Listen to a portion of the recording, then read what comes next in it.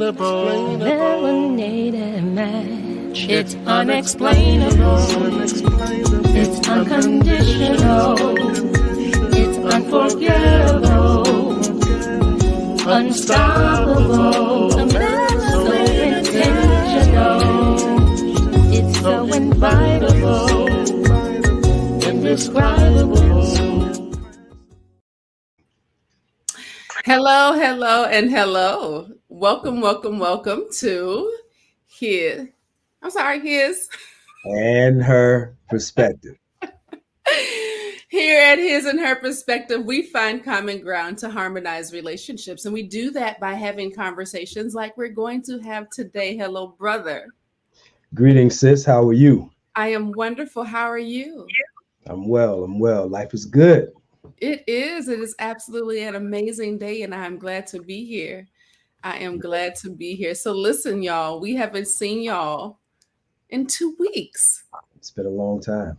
I miss you, brother. I miss y'all. Where y'all at? Are y'all out there? I only see one like. Who didn't give us a heart?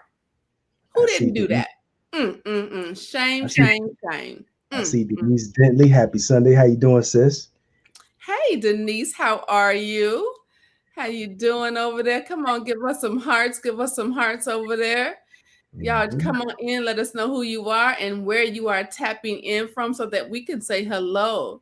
Today, we're going to have an amazing conversation. This is good, y'all. If y'all haven't already, please share. If you need to subscribe to our pages, make sure that you're doing that, subscribing to all of our pages, Vaun-The Alchemist on all social media platforms, TikTok included, His and Her Perspective on YouTube, as well as Instagram and TikTok, and Coach Michelamonè on all social media platforms, TikTok included, and ATR on all social media platforms. Make sure that you are sharing, subscribing, and saying something to us, hitting the red bell on the YouTube pages so that you can get notification of any of the shows that we have upcoming. Make sure that you like the ATR page because there's a lot of other good stuff that is going on over there, finances and politics and all that good stuff. So go over, make sure that you are liking that page as well. So, brother, how has your week been?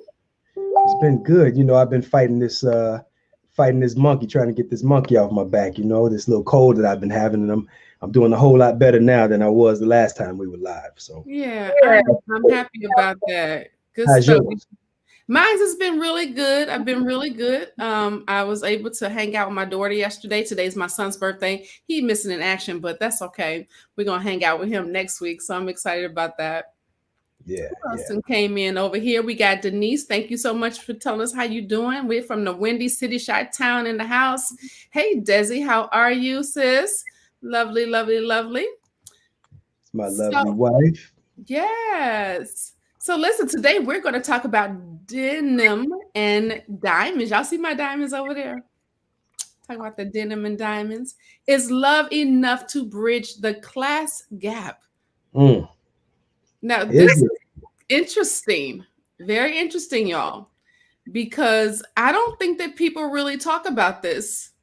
So much so that when I was doing research for this show, I didn't realize there was so many articles and different surveys and research going on about this. Yeah, they call it cross class relationships. Yeah, I didn't know it was a thing. I didn't know it was a thing.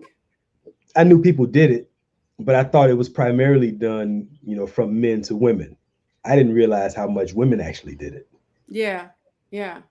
I didn't. I mean, I think that I kind of thought that it was kind of a. I didn't think it was a thing. I really didn't. I didn't think that it was something that people actually had discussions about. Only because I guess I never looked at anybody's money as a thing. I never really cared in that manner, if you will. Of course, you want to make sure that you're with somebody that can pay the bills with you and things of that sort. But people actually have a thing, so much so that there's people are they say that there's a brief research done that 56% of middle class and upper class adults are married, but among working class and lower class adults that number is between 26 and 39%, and that's because people in the US are increasingly unlikely to date and marry outside of their own social class. Yeah. I You didn't know. know, I had no idea. many people argue that women are naturally hypergamous, meaning they want to naturally level up or marry into a higher social class or with greater financial access, etc. Do you think that women, and I guess I'll pose this question to the family too. Do you think that women are naturally hypergamous, not conditioned to be, but naturally hypergamous? I mean, I'm a unicorn, so I'm gonna say no. Because I don't think that way. But again, I don't know. Maybe it's because I've never had to have a man take care of me. You know what I'm saying? It's Yeah, kind of like I've never been in that position where I needed somebody to take care of me. I always had my own money. I always was able to provide for myself and do very well. So I never really had that. So Denise says she doesn't think so. Denise said Okay. she doesn't think so. I mean, there are a lot of people who are arguing this point that women are naturally hypergamous, but I don't think so either. I Yeah. think we live in an imbalanced society. That society is so imbalanced, and that it has created such a divide, a wealth divide, and that's I mean a financial divide between men and women, that the natural response to that is to try to put yourself in as good a financial position as you can. Right. So I think the response is natural, but I don't think that it's in the nature of the human being to necessarily be hypergamous. Right. I don't think so either. Hey James, how you doing? He said for him personally, no, he doesn't think so either. So Yeah, that's a male and a female perspective on the in our family over here. yeah, Yeah, I think that society, things like social media, things like the reality TV, I think that those are the types of things that has created this dynamic where there's even a conversation even being had about it. now here's our brother Yarley. He's at the bakery. What up, Hey, Yarley? Riley, how you doing? What we talking about is denim and diamonds. The go ahead, sis. You know how to do it better than me. So our topic today is denim and diamonds, and now I'll put it back up for those who are just coming in. It is denim and diamonds is love enough to bridge the class gap. And so we're talking about cross class relationships, those relationships that people are having where either the man has married up class wise or the woman has married up class wise, or the opposite, where the man or the woman is marrying down or relating down, because some people are just, they're not, everybody's not married. So whoever you're in a relationship with, somebody's making more money or less money than you, and it's kind of a thing. We didn't know, we had no idea. You So know, that's what we're discussing. and then let me throw this in there, Yarley. I asked the question: are women naturally hypergamous? So that was the question that was just on the table right before you popped in. Yeah, he keeps using these big words I don't know about, but that's okay. He told me what it was because he saw the look on my face. So Yeah, I looked it up right before we came on the show, so I tried to oh, figure. what's that? Is that you, me? Can you hear me? Testing, testing. Can y'all hear me? Ooh, That's you. that's me? I didn't Yep, do anything. that little chime. Can y'all hear us good? Give us a mic check. Can y'all hear us? Does our mic sound nice? Let me know. Let me know. There you go. You muted, coach. I just muted myself. Can you hear me now? I can hear you. Can you hear me? I can hear you. It's just very low, and I hear this ringing. Do you hear the ringing? No. Okay, it's probably on my end. Something's happening over here. Anyway, let's move on. So Denise, yeah, what were you saying? I'm sorry. Denise says getting feedback. I don't even remember. I lost my train of thought. I don't remember. What were we talking about? I think we were I just don't. talking early at the speed. I don't. I can't hardly hear you now. Hold on. You can't hear me? Mm-mm. It's really, really low. Hmm. Maybe I need to talk louder. Denise says we're getting feedback. I don't know. I don't know if I should go out and come back in. Coach Vaughn is very faint. Why am I faint? Right. Okay. Should I go out and come back in? Yeah, try that. Let me see if I turn my mic off. Let's see. Audio. Yep, it's you. I just muted you, and then when I muted you, it went away. All right. How about now? Gotcha. There you go. There we Gotcha. go. Thank you so much, Denise and James. We appreciate that. Appreciate that. She just glad it wasn't her this time. That's all. It's always her. Whatever. Denise says, I love a man with good work ethic, but don't care about the type of work or even so much income level. I like that, Denise, because that's how I feel. I feel the same way. Yeah. I mean, what is that? What do you feel about that? You know, I know you've been married for a very long time, and I know that, I know how you feel about. Just tell people how you feel. I thought you was gonna frame it for me so I could just walk right on into it. I was trying not to steer. You know what? I think that like people are people, right? So I don't think it matters what the gender is. Some people are just going to look for whatever advantages they can get. Yeah. So my wife has been with me since I worked at Taco Bell. Yeah. Now she could have easily been like, "Oh man, you a buster. All you making is $3.35 an hour." I just told on myself that's what minimum wage was back in the day. $3.35 an hour, and that's what I was making. And she didn't care. Yeah. All she cared was that I treat her good and bring her some tacos. Right. And look what she had now. And now she living a good life. She lived a good life. See, that's the thing, whether it's the male or the female, because some people have these cross class relationships where, it's not traditional in the sense, right? Yeah. So, we have some people who the woman is the breadwinner. It happens, whatever rocks in your boat, hey, go with it. If you like it, I love it, So some people feel like if I meet you here and then, you have the potential, then let's rock until you come up to here.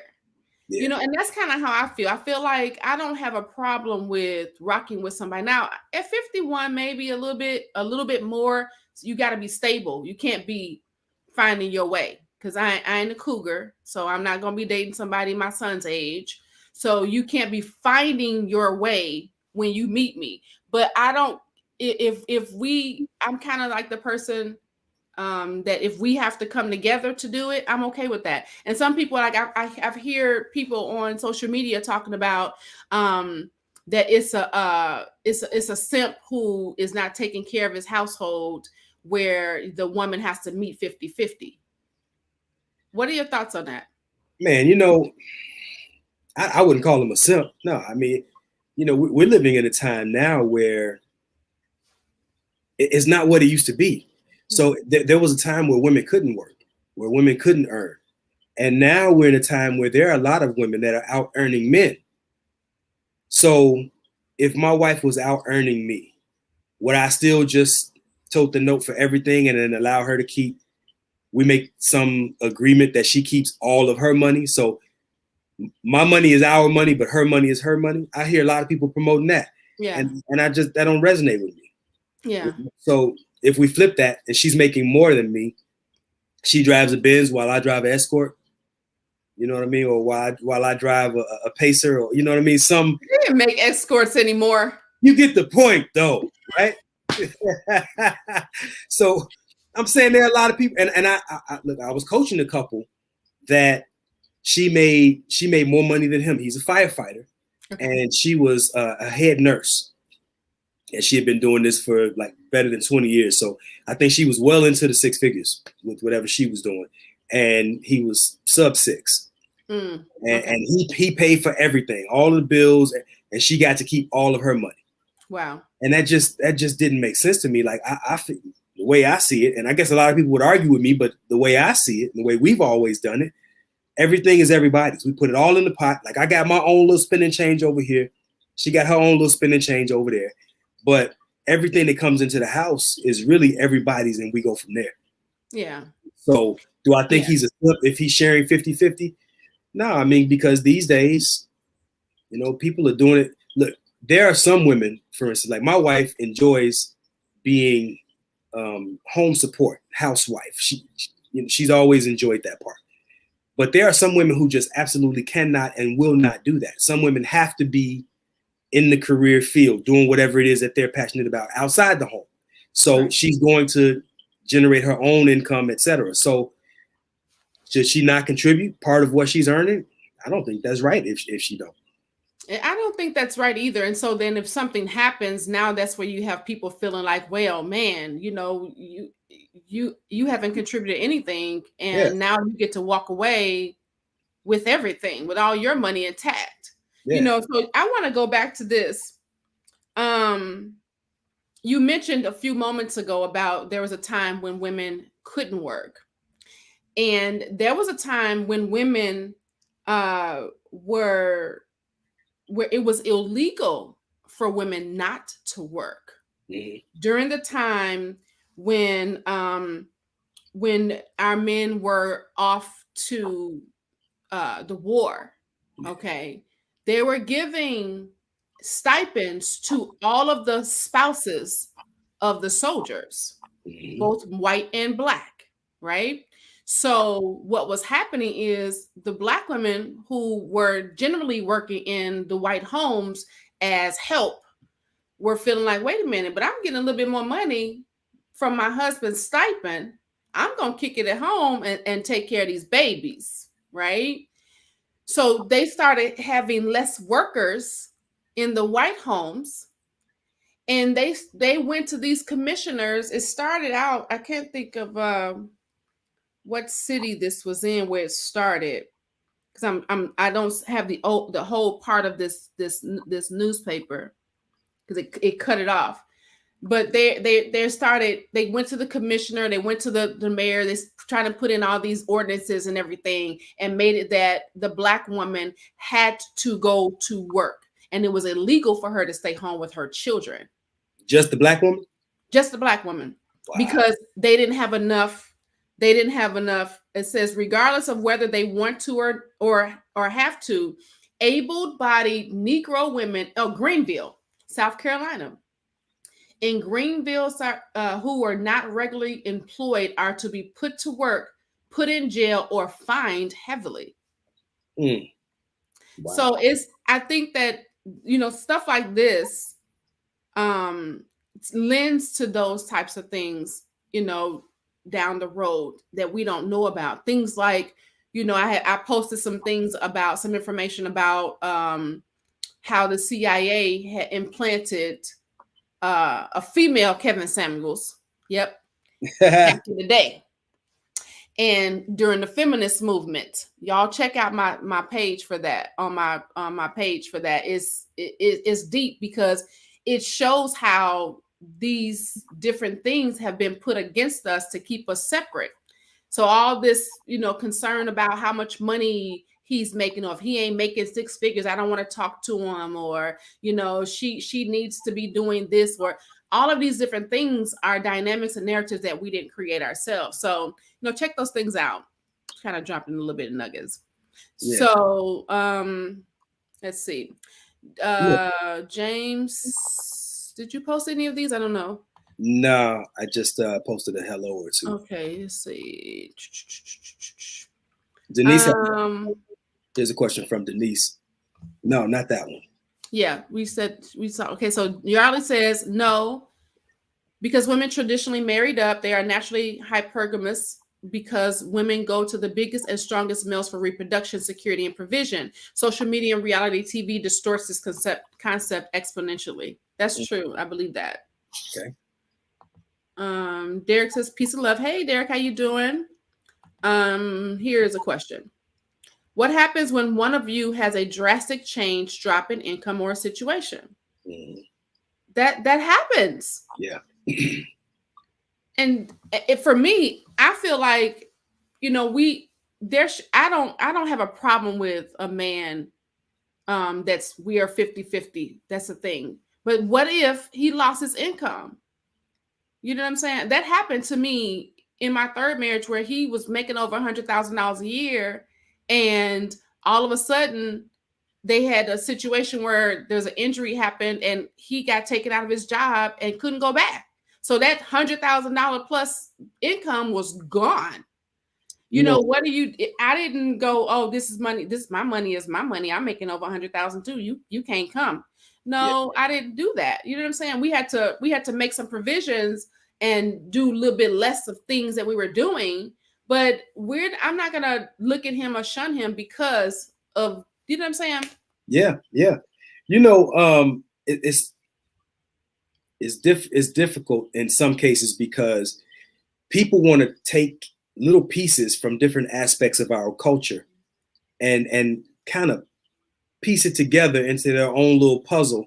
And I get that, but so our culture is there's so many splinters, so many branches of it, and nothing is really settled as this is how men do it, this is how women do it, and that's just what it is. So you have some people who demand 50-50, whereas you have other people who say, well, my wife will never work a day in her life, you know, and in the wrong scenario, that's an oppressive idea, or oppressive ideology, because some women actually want to work. Right. Whereas in another scenario, like, I don't want my wife to work outside the home. She just so happens to appreciate not working outside the home, but rather working inside of the home in the interest of what we have going on. So that works. It only works if you have a shared ideology.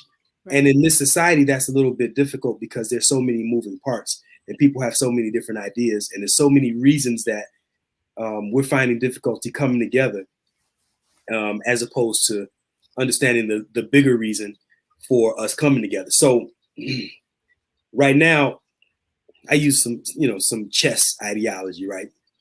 So when we look at the chessboard, the queen is the most important piece, but the king is the most powerful piece, right? Check this out. There's been a whole lot of divide and conquer with us, right? Now, I don't want to question the motive because I don't know their motive, but Goldman Sachs. I don't know if y'all heard about this, but you know that Goldman Sachs has been around for a very, very long time. And a lot of what has established their wealth is our ma'afa, our slave trade, our Holocaust. Goldman Sachs is now pouring $10 billion into Black women. Okay. $10 billion into Black women over the next 10 years, I believe it is. So here's the thing. If we knew how to parlay that, like I'm gonna get mine, right? Right. So my wife, the queen on my chessboard, I'm gonna put her out front and let her maneuver in ways that I can't quite maneuver, right? She gonna get our little piece of that little 10 billion, whatever that chunk is, and then we're gonna make that work for us. Right. But here's the point that I'm making. Right now, there's so much divide. We're talking about denim and diamonds, right? Right. This divide between Black men and women looks like it's about to be manufactured so that it increases. Right. It looks like they're sowing into the increasing of the divide between Black men and Black women. I don't know that, but that's my tinfoil hat. You know what I mean? You know how I do. Right, so right. I can't help but to think that they're contributing to, that's the word I'm looking for, contributing to the divide between Black men and Black women, unless you play chess. If you understand that the queen, if you understand the importance of the queen and how to maneuver her accordingly, then you can benefit from a system that looks to divide you and conquer you. But if you in your feelings, then you mad about the benefits that this society is giving her at your expense. And I think that to the point that you were making with this whole Gloria Steinem thing and the feminist movement, that was an effort to sow division amongst us. And in many regards, we fell for it. Right. And it has contributed to the divide between us. And I can't help but to think that this is an ongoing effort to do that. But I think we are in the position to capitalize on it better and make it And maybe that's not even what they mean. Regardless of that, we're in a position to take advantage of it if we move smart. What do you think about that? The thing is that, yeah, Goldman Sachs is now pouring that money in. They've been doing this. First, they did it with the women as overall, and then when Black Lives Matter hit, they started, filtering it more to Black women to kind of have their piece, right? But this is the thing. This has been going on for a long time with, being able to be with the women business owned or the Black women business owned, where as long as there's 51% ownership in the Black woman, you now getting the women, you're able to get, contracts and stuff because the woman is owning it and the Black woman is owning it. So now you're getting two feet in for where you didn't have one. But a lot of people, and I have to say it this way. A lot of men feel like, well, no, this is my business. I'm not putting her in the forefront. That is not wise. There is a purpose in that. So why not? If you know that you have a business and you know that you're able to get certain contracts and things, if you had your woman as 51%, and I understand this because some women get in there and get greedy. Mm-hmm. And they want to be like, well, fine, I'm the one that's 51%. Now what? No, we need to actually, what you said, yes, Denise, is kind of productive. It really is. And a lot of people are not paying attention to that, which is why she said this has to be talked about early on. And I do that with my clients. I have clients that are premarital. When we first get into our sessions, the first thing we're talking about is, let's talk about your money. Let's talk about what would happen. I give them a list of things, of everything from losing a child, from losing a job, losing a car, being put out of your house. What would you do? Yeah. And a lot of times we're not thinking of that because we don't want to think about the what ifs or the bad part. No, you need to think about that so that when it comes up, then you know what to do. We do it with everything else. You take driver's ed, right? You get in driver's ed. What do? They sit you in front of these simulated movies. And they show you these crashes and they tell you what to do. When you get a motorcycle license, any type of anything, they are going to prepare you for the what ifs.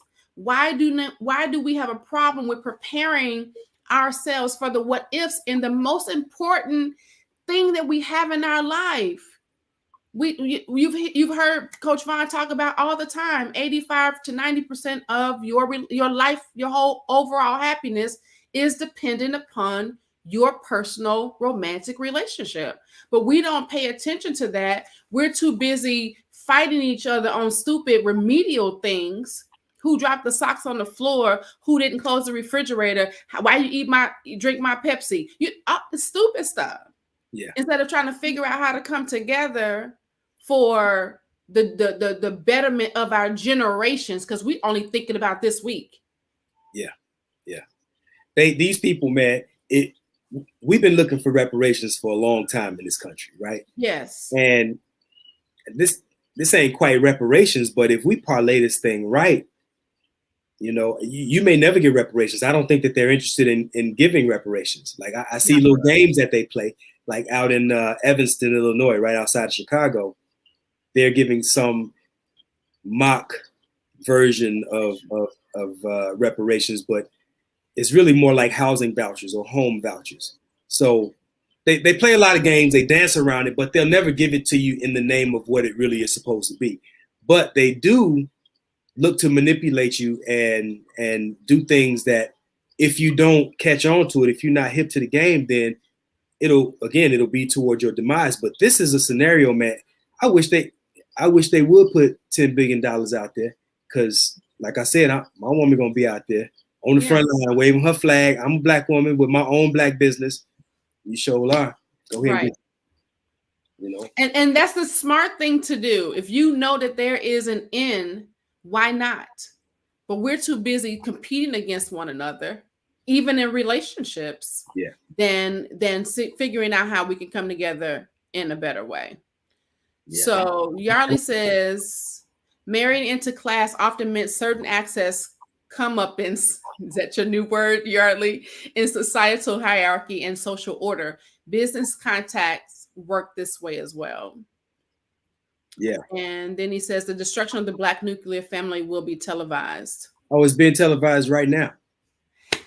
Come on. Okay, let's talk about that for a moment, because I have been watching, I binge watch on old movies, especially ones that have to do with relationships, because I want to see the dynamics of what they're putting out there to counter it.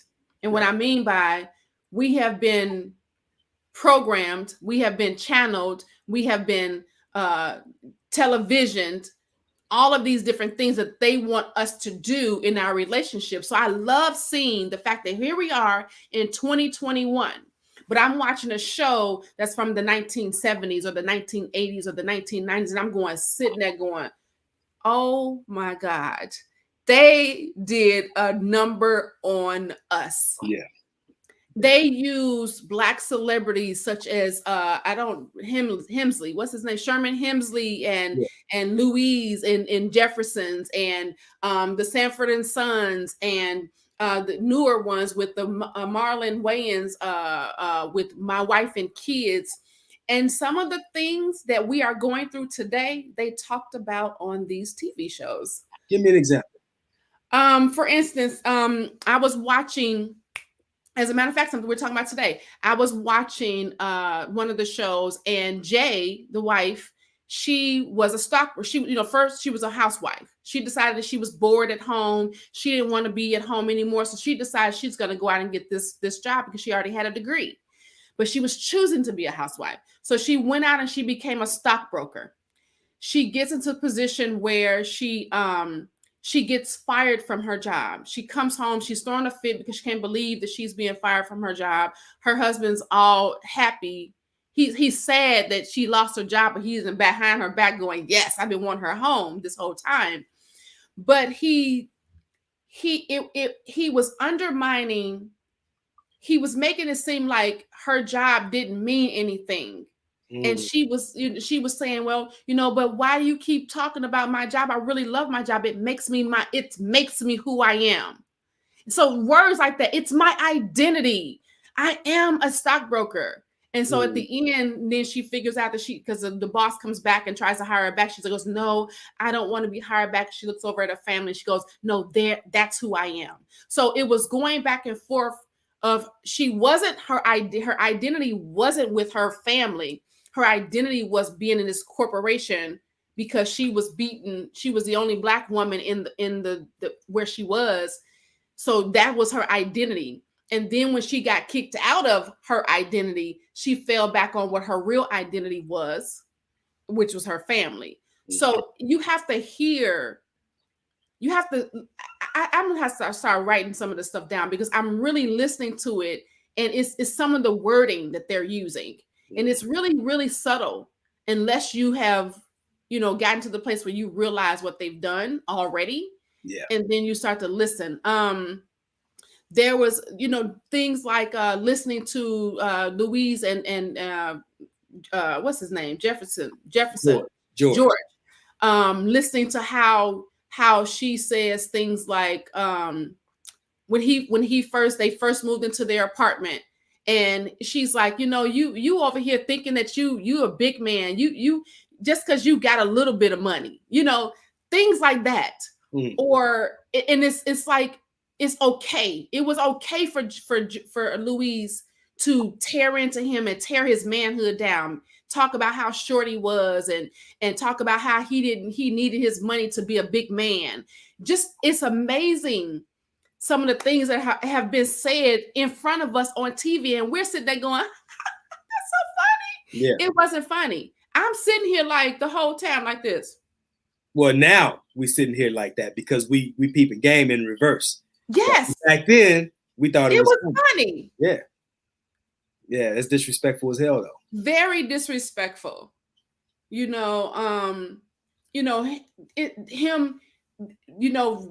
white guy, I can't think of his name, putting his arm on George's head. Yeah. Oh. You see these things and you want to go through the TV and shake somebody. Yeah. OG Troy Null said, most TV shows about black families make the father look like the village idiot, like they can't function without their smarter wife. And, Yeah. In many regards, I've seen, I mean, even in the TV show that you're talking about, there would be scenarios where unless Weezy came up with this idea, or unless she, helped George to see things more clearly, right? And that's a concept that they keep on repeat. Even James from Good Times. Good Times, Florida was always the voice of reason, or his higher conscience, or like James was the muscle, but she was the brains. Right. Oh, how about this? Did you even notice how he had more of a street slur talk, but she was the more proper one. She was the one that talked with a proper voice. She was more educated. She lived in the hood. She was more educated than he was. Yes, but they never said that she was more educated. They just, because I don't ever remember her ever going to school. But the sound in her voice, these are the subliminals that they have been passing on to us this whole time, with that. Yeah. Even how she dressed more sophisticated, and he was always in this t-shirt and these until they went out. You know what I'm saying? Different things that they did to make sure that they downplay the strength and the power of our black men and upplay the power and the strength of our black women to play it against each other. And it was continual. It is amazing. Y'all go back and if y'all watch the what they call it, the stupid tube, or what they call TV now. The idiot box. The idiot box. If y'all spend some time on Hulu or something, watch some of those shows so you can see, so you can really pay attention to the fact that we do not need to be fighting each other. For those women who watch us on the replay, for those, I don't think we have any, whoever, women that are just like, I don't need a man. Or if you know somebody that says that, I don't need a woman. You hear a man say, I'm done with these black women. Go back and watch some of these shows. Go back in the history of what has happened to us just within the last 30 years. We're not talking about slavery. Okay? We understand subliminal programming. Subliminal programming. Go back and look at how we have been programmed not to like each other, and so that we can now understand. Go look up Michelle Williams with the feminist movement under the CIA with what's her name? I forgot the white woman. Gloria Steinem. Go and look that stuff up so that you can understand that this is not us.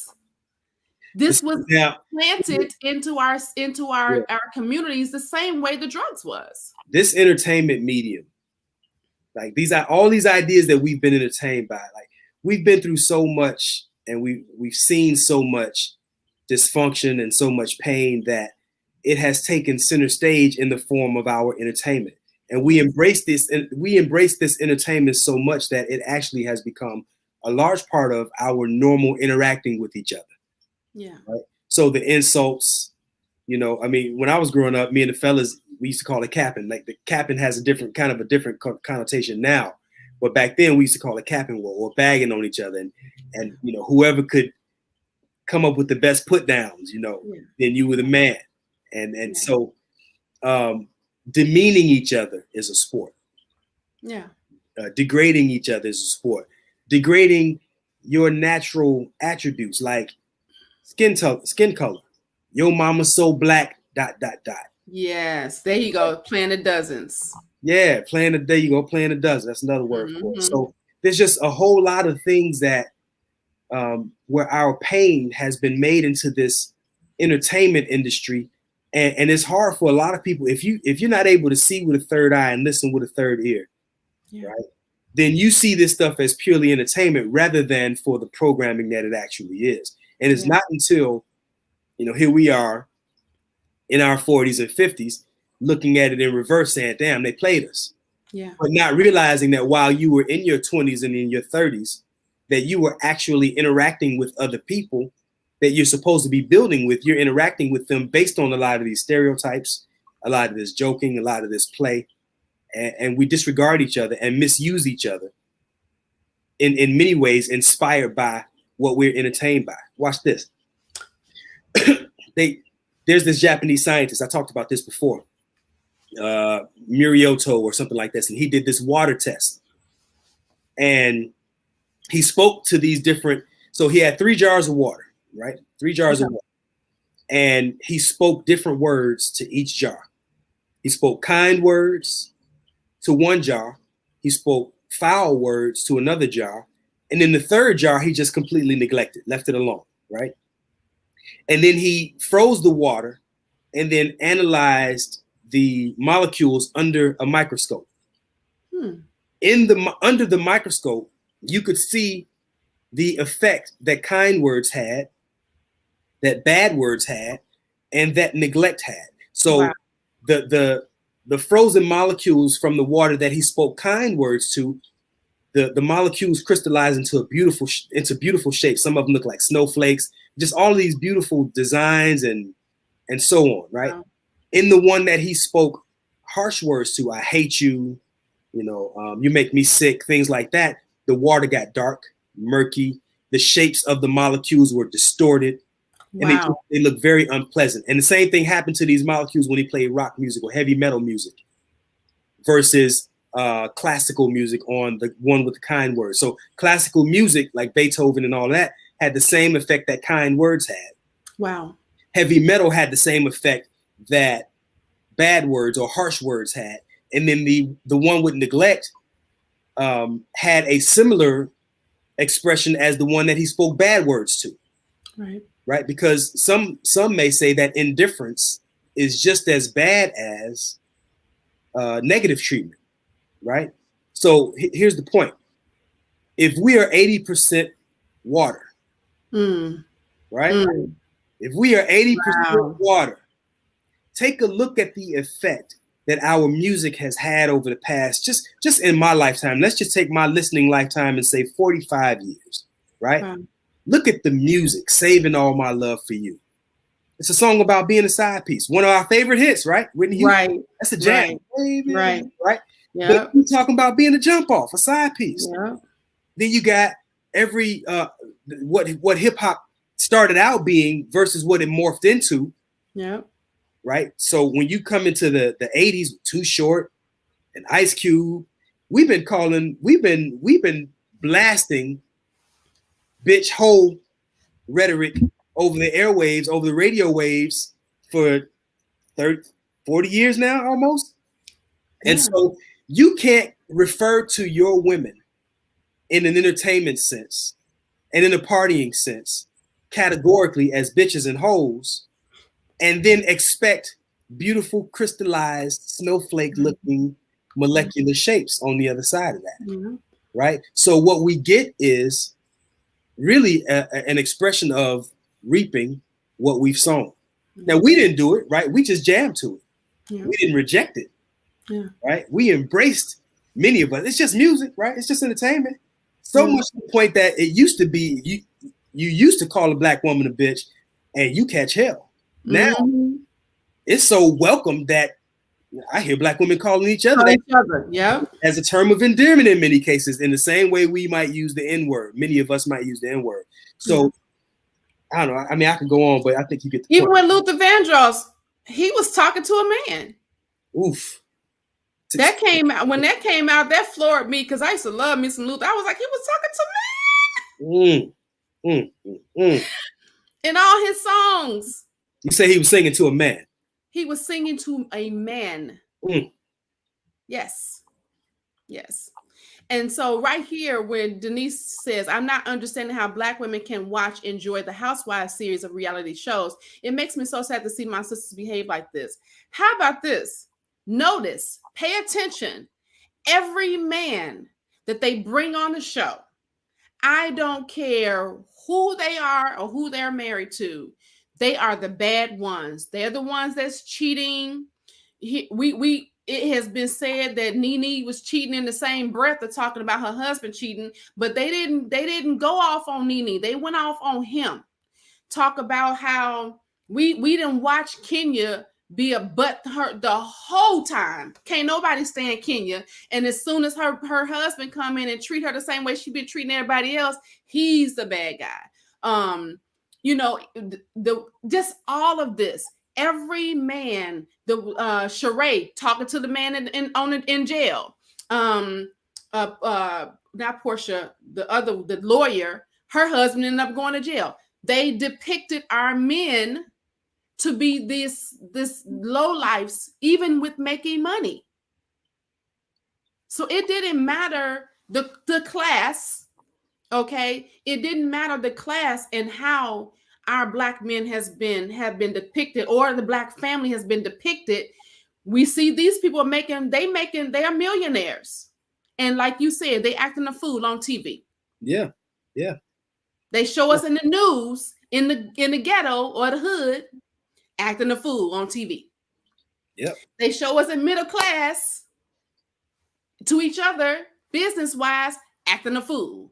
We need to understand that that's all that they keep showing about us, versus us trying to look at the things that are working. We're so busy trying out everything and talking about everything that's not working with us. Let's talk about what is working and how to make those things that are not working work for us. And that's what you do when you go through coaching and you go through all these different phases and trying to figure out how to take what's not working and build on that. Yeah. Look, even when we got one of our first superheroes, we were looking forward to this guy, Hitchcock. Right? Will Smith, the Black version of Superman, really is what it seemed like, but he was a drunk. Yep. Right? And the closer the closer he got to that white woman, the weaker his powers were. Yep. And the farther away he got from her, the stronger he got, right? Yeah. Stronger he became. So much so that his ultimate powers finally arrived when his ass was living on the moon. Right? Ain't that something? That's something. Like, yeah. I have another video that I posted on my page, my personal page, of this white woman with a chocolate man, literally chocolate, like food chocolate. And so what she's doing is he's taking pieces of himself and giving it to her. And so I'm sitting there watching this, and it didn't dawn on me. I looked at some of the comments from the TikTok. And and one of the men said, man, he gave her everything but his heart. She cut off his fingertips and ate his fingertips. She cut off pieces of his rib, ate pieces of his rib. She cut off his toe. She was eating different pieces of him, taking pieces of him. Consuming him. This white woman.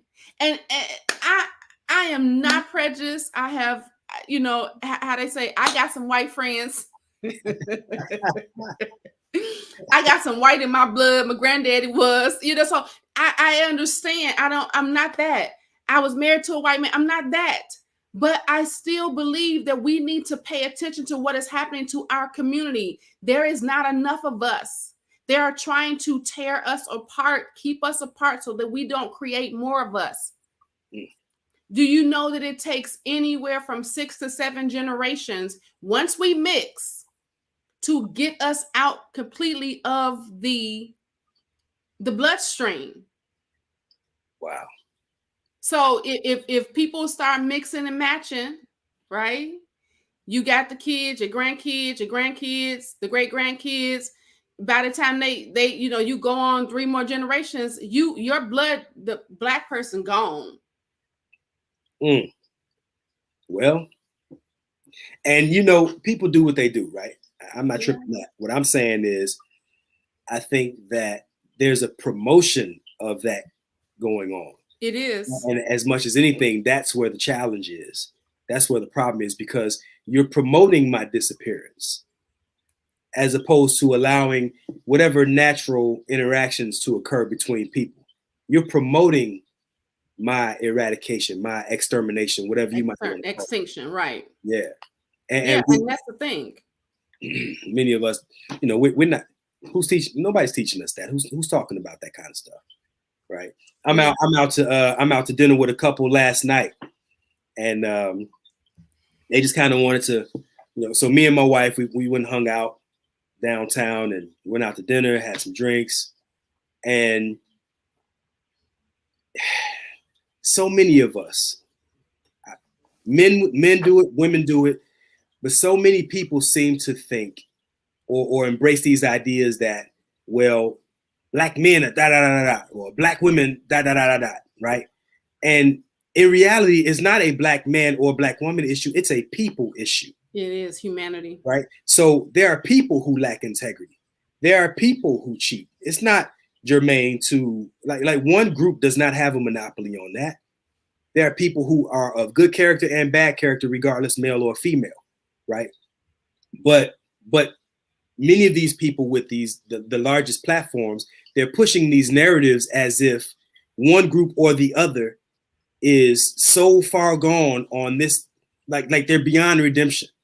Black women are beyond redemption when it comes to being wives and good mothers. Like some men have sworn off of black women, and then you have groups of black women that have sworn off of black men, and there's so much being poured into that ideology that I think that's as much part of the extinction process or the extermination process as anything. I think a lot of these people are paid agents. I think so too. And I think they're being paid to push these different ideas that many of us are embracing. I don't believe for one second that some of these actors and actresses that take on these roles, from blaxploitation, like OG just mentioned, to, I don't want to say Esther Rolle, because what I appreciate about Esther Rolle was that if it wasn't for her, James Evans would have never been on the show, because they wanted her to do that show as a single mother, living in the projects, no man. And she refused. She said, I won't do the show unless you give me a husband. Yep. Right. Now that's powerful. Yep. Not well known for that part. Yep. But, those are the types of stances that have to be taken in order for us to kind of push back against these efforts to sow dysfunction into our community. Yeah. Yeah. It's even going so far. I'm even seeing it, and I know this is kind of a sidebar, but even with real estate, how they're able to come in, take their money, and keep another family that you've been knowing down the street that couldn't wait to get in your house because they watched your house when they were growing up. I had this situation happen. A couple was retiring, getting ready to go to Florida, and they had a family down the street that wanted their house so bad. They watched this house when they were kids. Their parents had gone on to glory, and they were like, one day we're gonna own that house. Got to the place where the house was now on sale, and these people come down. They were like, well, we understand, but these white folk over here offering us a little bit more money. And we're talking about a little bit more money. We're talking about $100,000 over.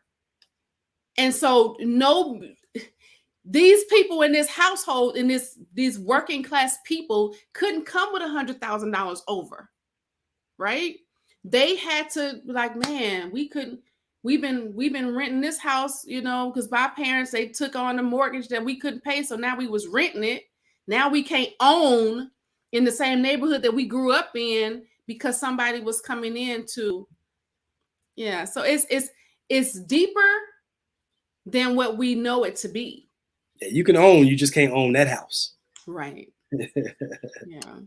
And so, like she said, that's what made me think of is when Denise said across the board. Yeah. So so I was something else I'm trying to bring up my notes here. Man,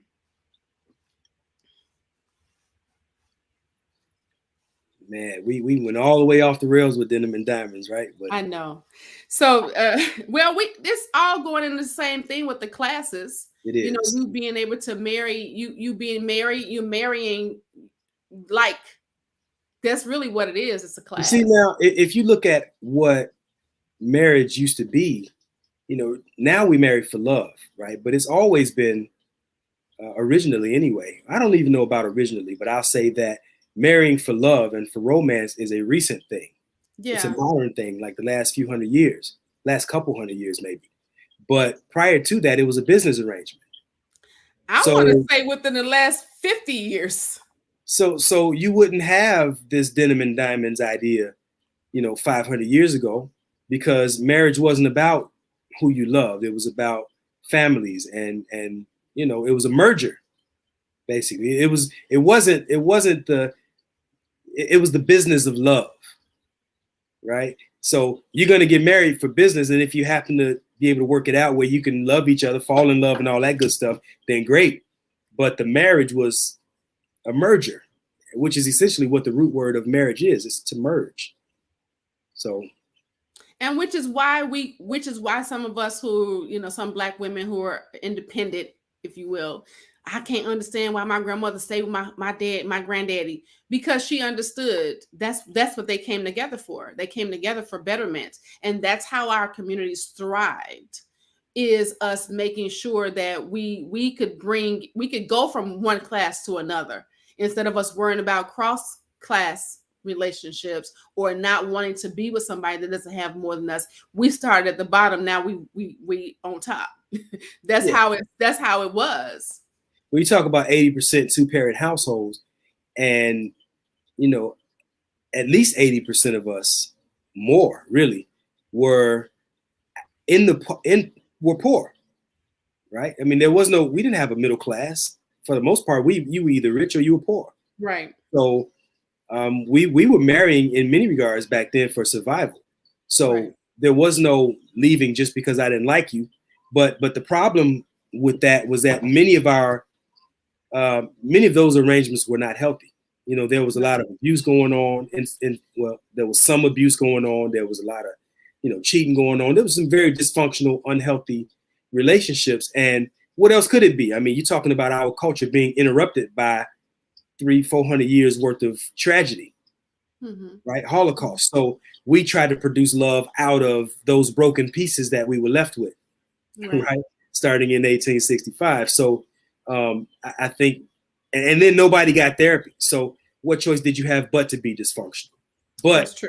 We made the best out of a bad situation. And now here we are, where women are in an empowered state, if you want to call it empowered, where they're financially capable of sustaining themselves. And so now women don't have to stay during in a situation that they don't want to be in, right? So in order for relationships to work today, we got to actually relate, right? My wife right now, she's here because we actually relate well. But if things went south, I mean, she'd be all right if she left, right? She could take half of everything and she don't have to be here. And she would not be in poverty if she left me. See? But look at this. What did that take? That took her to be patient. Because the reason why I'm bringing this part up is this.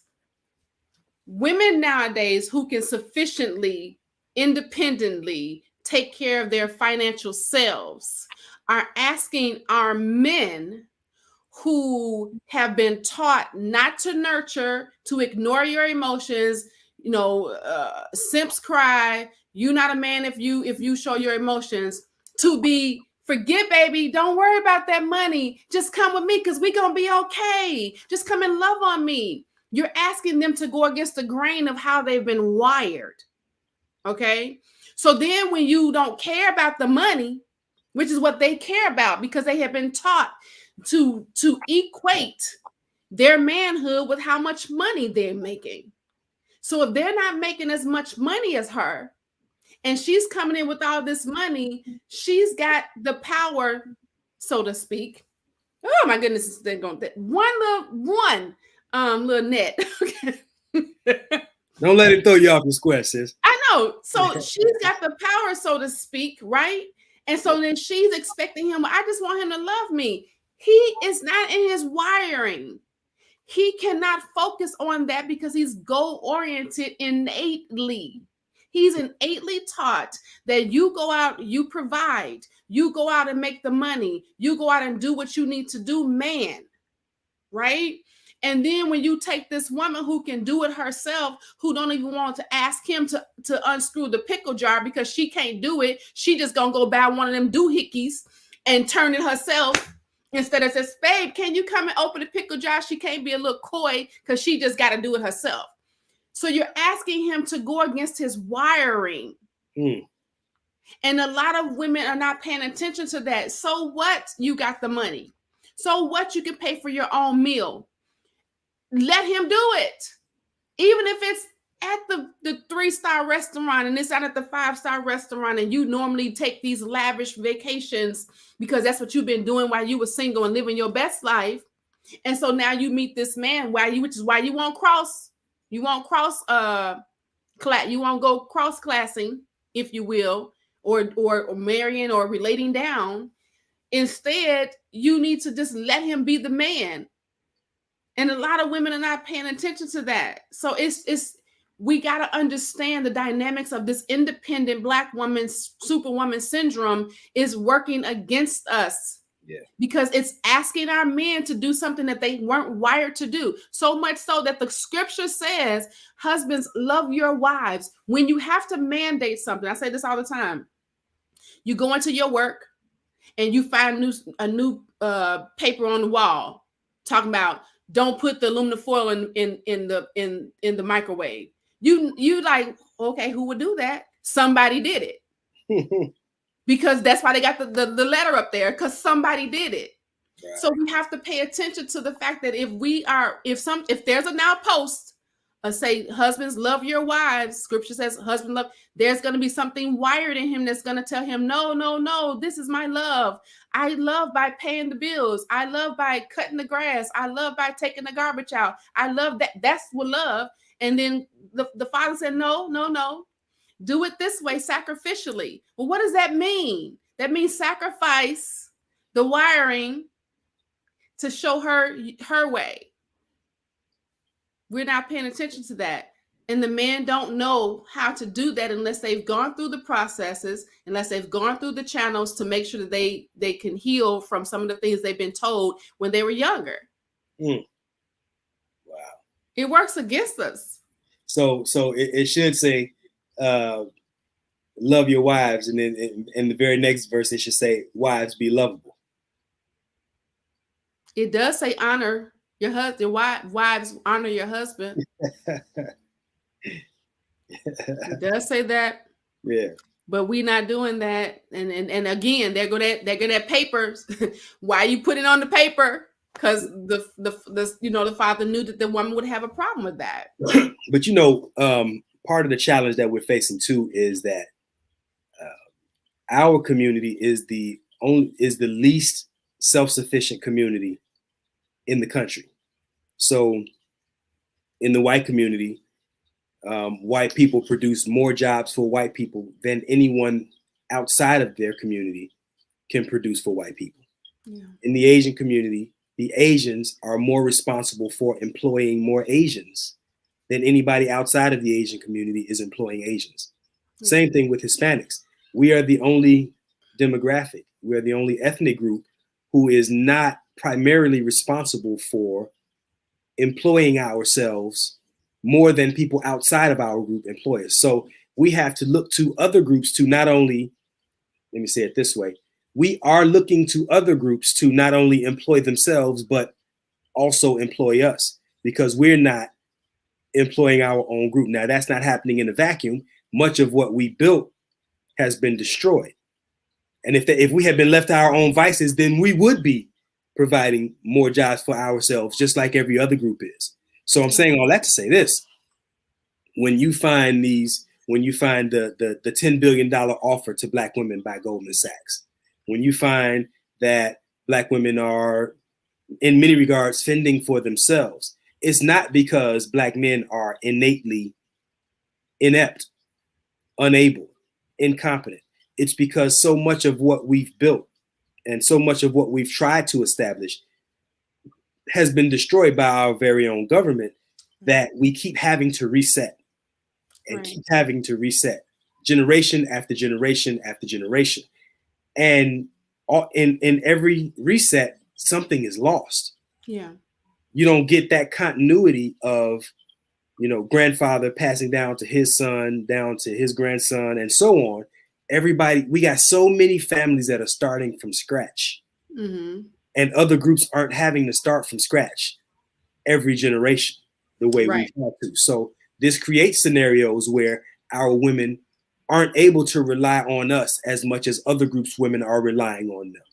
Right. It's not an organic. Our beef ain't organic. I say this all the time. It's manufactured. Not.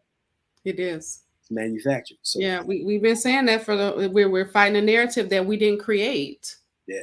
You know, so listen, they said that people with working class roots wanted to go with the flow. She did this survey, this research, where she found this information. And what she found was people with working class roots wanted to go with the flow and see what happened, meaning that they didn't, plan for the future. They didn't save for retirement. They just, check the check, which is how a lot of us are in our community are living, right? A lot of people in our community are living, check the check.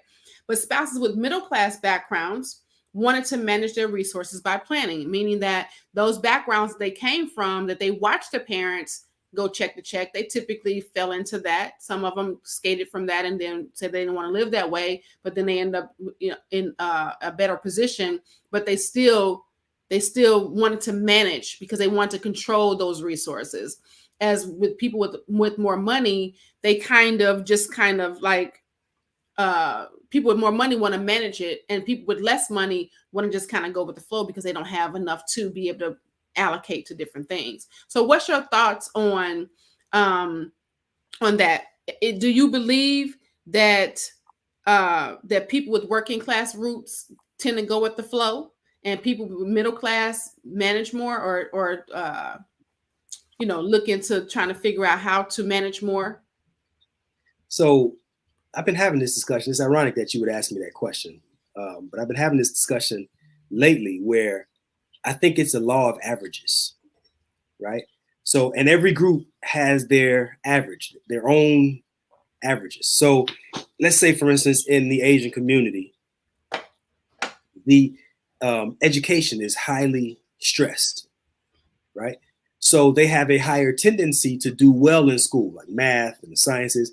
They kicking butt across the board. Is it because they're naturally smarter than everybody else, naturally more gifted? No, I don't think so. I think that whatever is stressed or emphasized in your community, that's what you're going to have a higher average of achieving, right? Right. So for a long time in our community, love was the theme, right? And so it was hard to find people who loved each other or who had more loving relationships than what we had, because love was the thing. I mean, it was the Isley brothers. It was, there was a vibe about Black love back in the day that nobody could rival what we had. Now, we didn't have much more than that. Right. But boy, nobody could love like Black folk. Nobody loved their children like Black folk. Like, it was just, it's what we did, right? Right. So, and now with Hispanics, for instance, they have a high work ethic. Right. But again, you got to consider origins, where they're coming from. Many of them are coming from Mexico and would love nothing more than an opportunity to just be here to make, to make an honest wage rather than. So if they could make 50 grand here in the United States, man, that's a far cry from what they were able to do in Mexico. So then their average that shows up here as far as work ethic, being entrepreneurs, whether it's doing lawn care or whatever, their average in that area is going to be higher than maybe our average in that area, because our experience and our motivations are different. Right. So I think that ultimately it comes down to what is promoted most amongst your group. And that's what your averages are going to be more in alignment with. Does that make sense? Yes. Basically, birds of a feather flock together. Birds of a feather flock together. Yeah. So if you are around people that are planners, then you're going to do the same thing, because you want to keep what you have. But you're around people that go with the flow and they're not trying to do better with their lives, then you're going to find yourself stuck in that same place. Well, so here's the point, I guess. The larger point is that the flow, in that example that you use, if you're around planners, then the flow is we plan. And everybody around us plans. So if you're going to go with the flow, then you by default are a planner. Yeah. You see? And but right now, much of what our flow is dysfunction. Yeah. Unfortunately. Yeah. And so if it ain't nothing else among us, we got a whole lot of chaos. Whole lot. right? And so our flow, our average, unfortunately, isn't a very productive one in many regards. So, and of course, there's always going to be a number of us that are doing well despite the odds. But again, what I'm saying is that to go with the flow is going whatever your group flow is going to be is going to dictate the flow. Yeah, dictate the outcomes. Yeah. What is your thoughts on this? Factors such as personality or education can give one person an edge over another, leading to the stronger personality or more highly educated person having more power in the relationship. Read that again, please. Factors such as personality or education can give one person an edge over another, leading to the stronger personality or more highly educated person having more power in the relationship.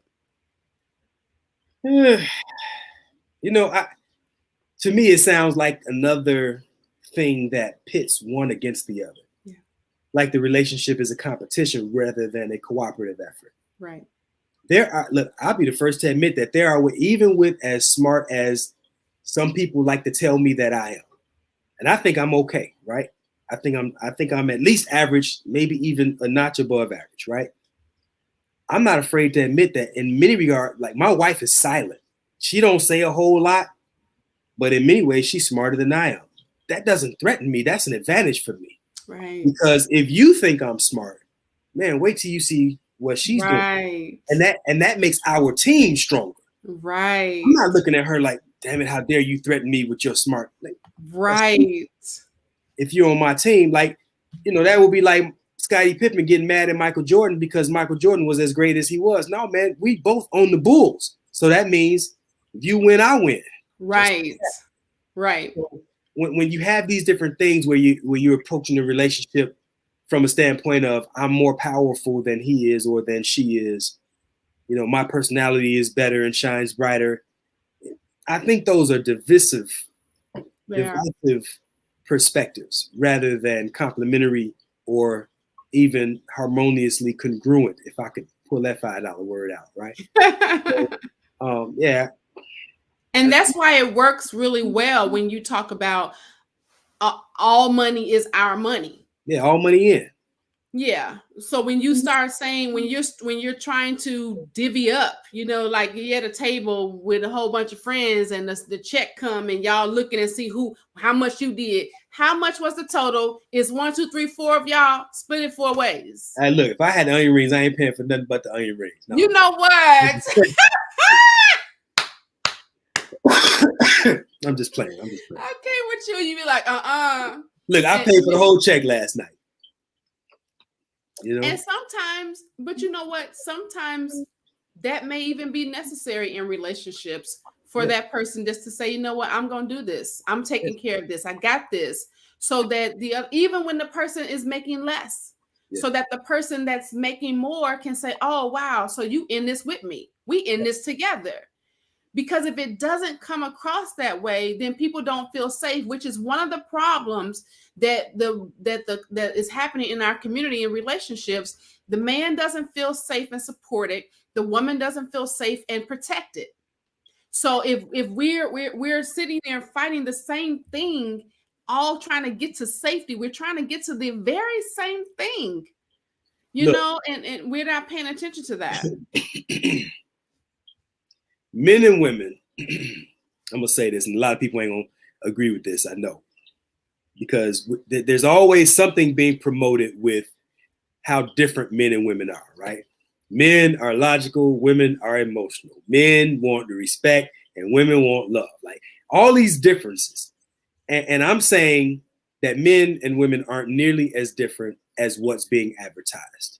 Right. And I'm saying that men want respect, but women also want respect. Women want love. You show me a man that say he don't want to be loved, I'll show you a man that's either been hurt or he's lying. Right. Right? We all want love. We all want respect. We all want to be appreciated. Right. We all want to contribute. We're all looking to, like, we all have the same needs. They just might not be in the same order. Right. Right? So it's not until I got to that point in my life that I began to see my wife more as a reflection of myself rather than how different she might be. Sure, there are some differences. Like I might get to 10 by saying 5 plus 5. She might get to 10 by saying 20 minus 10. Right? But at the end of the day, I hate that. When it's all said and done, we all have a method of coming up with a constructive idea.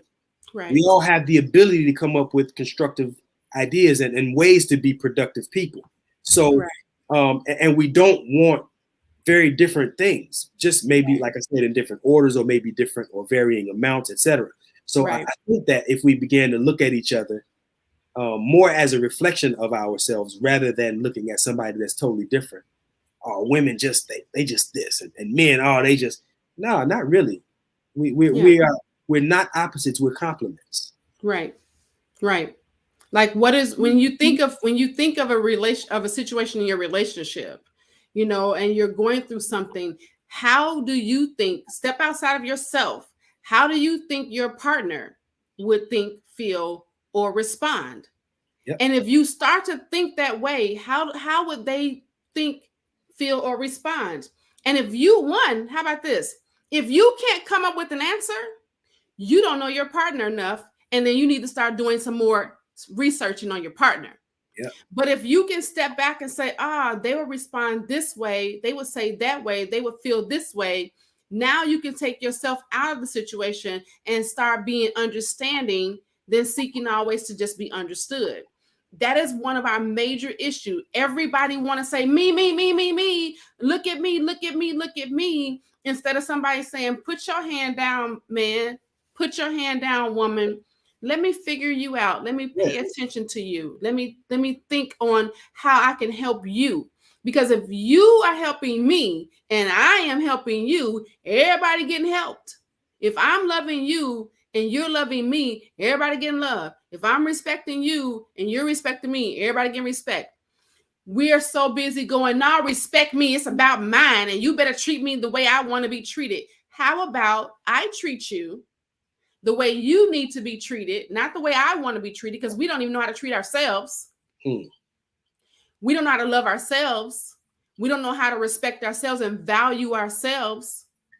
If we learn how to value other people, first value ourselves and then value other people, then everybody being taken care of. But we're so busy wanting me. The me, we got the me movement going. All this different stuff to make it selfish. Now, I want to be clear. You've got to be in a position, doesn't have to be selfish, to love yourself first so that you can ultimately learn how and know how to love your partner. But you have to do it in a way that it doesn't overpower, for lack of better terms. Does that make sense? Yeah. You know, so it's but we're too busy. Nobody's willing to put the work in, and that's the problem. Look, consider this. What if we showed up to relationships? Like everybody's looking to make their lives better. That's the purpose of a relationship, right? To enhance the human experience. Like I'm not naive to that. So the primary reason that I'm with my wife is because it makes my life better. Right? I'm selfish like that. Right? But in the very next breath, I say, man, how can I serve? How can I also make your life better? Yes. Not just thank you for making my life better. Nah, what can I do to make your life better? And imagine if everybody showed up with that type of interest in mind. Like, yeah, of course I'm here for me. I'm here to make my life better. If you're not making my life good, I really don't want to be around you. Right. If you're not adding to, right? But I'm also in the very next breath saying, how can I serve? How can I make your life better? Imagine doing that. Man, that would be off the chain. Invested in making each other's lives better. Like it don't get any better than that. It don't get any better than that. I love how the word you use, serve. Think of it this way. If you go into a restaurant, that was perfect. That was perfect. You go into a restaurant and your server comes over, sits at your table like you at Ed the Bevick's, start eating your food, drinking on your drink, talking about, you go in the kitchen and get my food. instead of bringing it to you with a smile, with knowing that they care, knowing everything about what you're about to ask, knowing the ins and outs of what you're about to eat on, knowing how to serve you regardless if they got a tip from the last person, tip, i.e. bad relationship from the last person, they're still going to go to that next table with that same. If you did not get the service, you would either walk out, not tip them, call the manager, and go on Yelp and tell everybody about it, right? Yep. It's the same way. Watch this. Yeah, go ahead. Look, let's use that same server analogy, right? Now, we both have a mutual interest in seeing each other. I want you to serve me, and he's looking forward to a nice tip. Yeah. He or she, whoever the server is, right? Imagine if you came in, sat down to eat your food, and then the server sat down and said, "Can I go ahead and get that tip?" He didn't take your order. He didn't serve. He didn't do anything for you. But he want that tip, right? That's not cool. It's a symbiotic relationship. It's a mutually beneficial arrangement. Yes. I sit down, you give me great service, I give you a great tip. We both walk away happy. Yes. Fulfilled. Yes. Satisfied. Yes. Right? That's all a relationship is. It's supposed to be a mutually beneficial arrangement. It's not necessarily equal giving. Yes. But the sacrifice should be equivalent. Yes. Right? My wife ain't gonna give me as much money as I give her, but I can't match what she gives me. Yeah. Right? I wouldn't trade. Yes. I'm selfish enough to know that I'm winning. Like, even though I'm the one giving the majority of the money, what I get in return, I can't pay enough for that. You dig what I'm saying? So it as long as we begin to see these relationships as mutually beneficial arrangements rather than how can I scratch my own itch and I walk away and leave you still itching. Yeah. Come on, man. We're gonna come up short. And think about it. Going in the server, piggybacking a little bit more. When you go to get that service, you're looking for that server. And that server can't wait to see you again because you done tipped real nice. It's the same thing in relationships. When you are giving to your partner in such a way where Vaun is talking about, you can't wait to get home to them. You can't wait to them to get home to you. You're looking forward to that. But we got to get to the place where we're not self-serving. Yeah. Ooh. You want to go to a buffet and see how nasty the food gonna be. Go to the buffet and wonder if it's gonna be clean. Go to the buffet and see other people putting their fingers in your stuff. Y'all didn't get that, did y'all? Hey, they got a sneeze guard up there for a reason. Huh? I said they got that they have that sneeze guard or that spit guard up there for a reason at the buffet. Y'all want people with their hands in your stuff, and y'all want people sneezing on your stuff. So it's just, man, it was something that that Yarley said.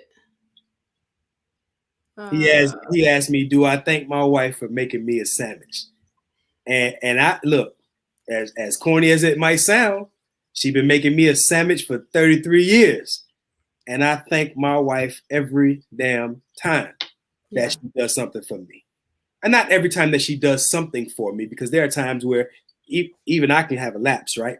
But she'll tell you if she's listening to the show, I show my wife appreciation for damn near everything. I don't take anything that she does for me for granted.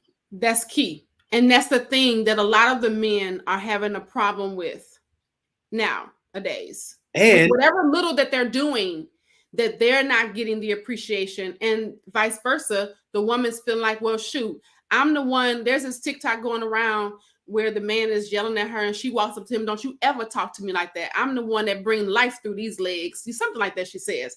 But so we're thinking that what we're bringing to the table is much greater than what the other person is doing because it doesn't look the same.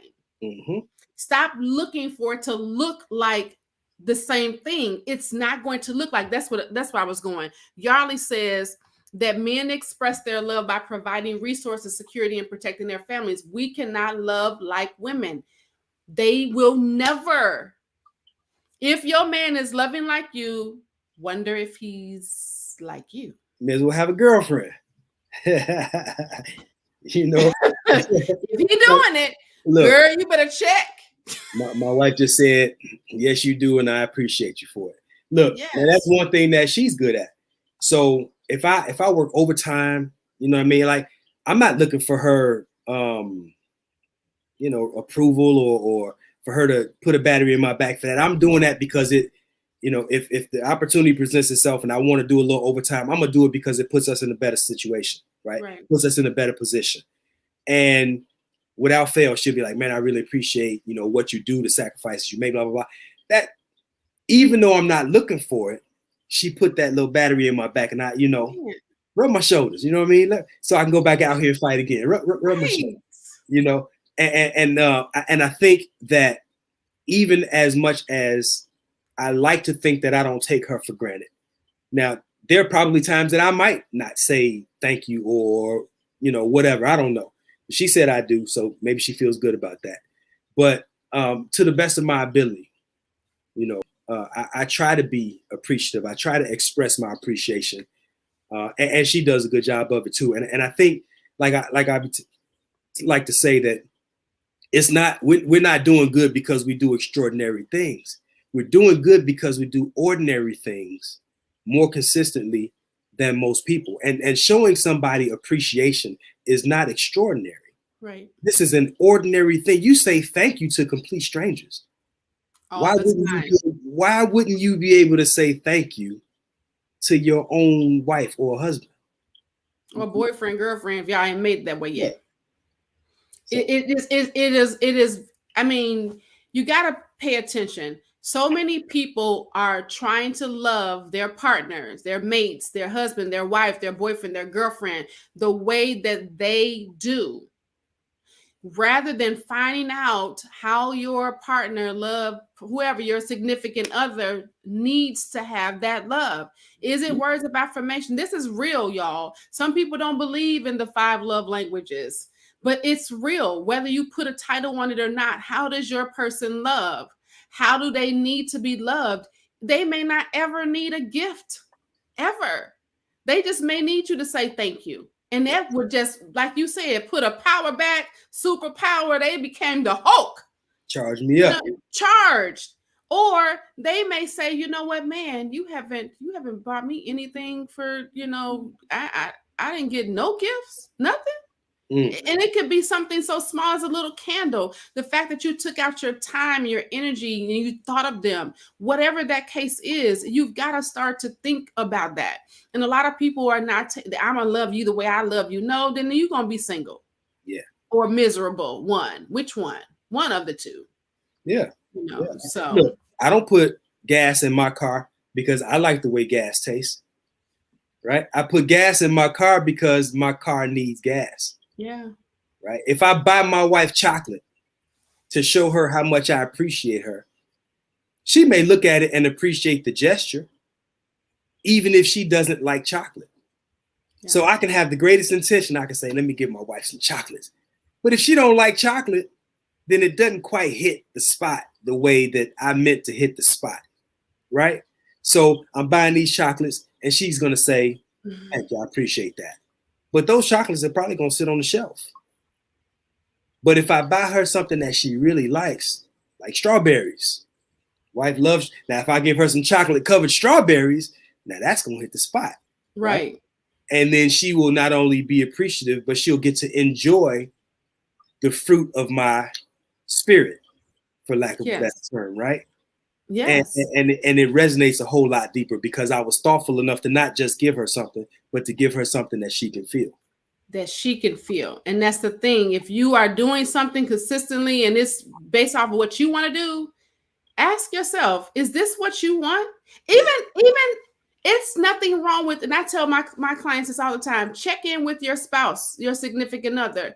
Ask them, is what I'm doing making you feel loved? If what I'm doing is not making you feel loved, then I need to make some adjustments.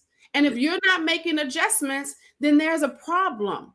if you just want to keep throwing it, well, I'm just going to do it the way. No, check in. Because when you check in to see, did I do something last week that hurt you, that I didn't know about? Check in. You know, how can I make you feel more comfortable with me? Check in.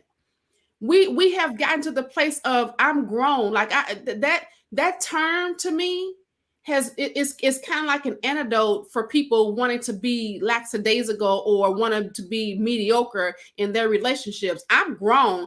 I don't need no help from nobody. I don't need you to tell me what to do. I don't. If you're so grown, then you should have a healthy, long-lasting, happy relationship because you already got all the keys. But if you're really grown, then you're going to know that something's wrong and you need some help to get it done. And if you then that real grown, you get it done and you get some help. And so you learn the keys and you start to implement those keys and do what you need to do. Now you're grown. Yeah. You know, we'll never have it the way our grandparents had it, right? Because the landscape is different. And I don't want it to quite return to what it was anyway back then. Yeah, but I was about to say, I don't really want that. Nah, but I think that so much of whether we're able to stay together or not is going to depend on how well we relate to one another. Yeah. It's not going to, people are not staying together just because it's the right thing to do. People ain't doing that no more. Not no more. Either I feel good when I'm around you or I'm not around you. Right. That's what it is nowadays. And so even that's not the most challenging scenario. Like, what happened to boy meets girl, boy likes girl, girl likes boy, and we treat each other well, right? That was what I just said in my status earlier. Like, we can treat each other well. And I think that has the potential, especially when you understand how, man, I mean, you could tell it better than I can, to be single in this day and age. I mean, it's not easy. It's tough out here to find somebody that, you know, that matches your fly, that complements your spirit, that you know, that match your swag. It ain't easy. So if you have somebody already, you already ahead of the game. Right. All you have to do is learn how to relate to that person, you know, in a healthier way. And it should not be based on the class. It should not be based on what they have and what they don't have. Because if you can come together and be harmonious together with each other, then you can ultimately get what you're lacking as far as the financial and the things that are external and in your relationship. Mm-hmm. Anything outside of yourselves, house, car, money, if you come together in unification, you can obtain those things together. Scripture says it. I think that don't quote me. Two can chase thousands, 10,000s. You know what I'm saying? So two heads are better than one. Not scripture. It's not good for man to be alone. Scripture. We can go back and forth through the natural and the spiritual realm of the things and understand that it is better for two to be together. And once you can find the harmony in being together, which is what we talk about, creating conversations that create harmony. If you can find the harmony, everything else can be got. We were happier when we had less. Man. Our community, I think, to a large degree, was a healthier place to be when we had less. Yeah. Before we had the Benzes and the BMWs and the like. Those are nice, but we have those. Yarley said. We have those now, and we don't even have each other anymore in many regards. So, you know, I don't think the answer is in that bag. It's not. It's anyway, not. Because the bag can go away, right? So listen, if y'all haven't already do so, make sure that you go over to Vaun conditionsoflove.com. Is theconditionsoflove.com to pick up Vaun and Desi's book called 31 Days of Conditions of Love. Is that am I 31 days. 31 days to where you book it? Oh, where my book at? Shameless plug. 31 days to mastering your relationship.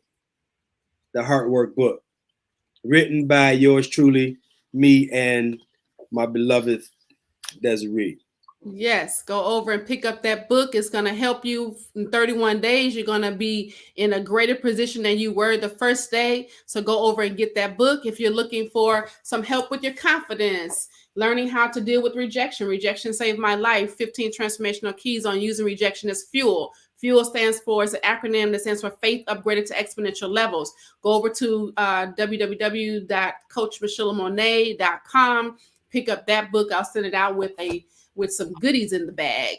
So listen, if you we always talk about, make sure that you are subscribing to all of our pages. Coach Vaun at Vaun-The Love Alchemist on all social media platforms, including TikTok. His and Her Perspective on Instagram, YouTube, and TikTok. Coach Michelamonè on all social media platforms, including TikTok, and ATR on all social media platforms, all things relevant. Make sure that you are subscribing to all of those pages and hitting the red bell on the YouTube page so that you can get notifications of any of the videos that we're going to be dropping upcoming. We're going to be making some changes coming up, so stay tuned to that.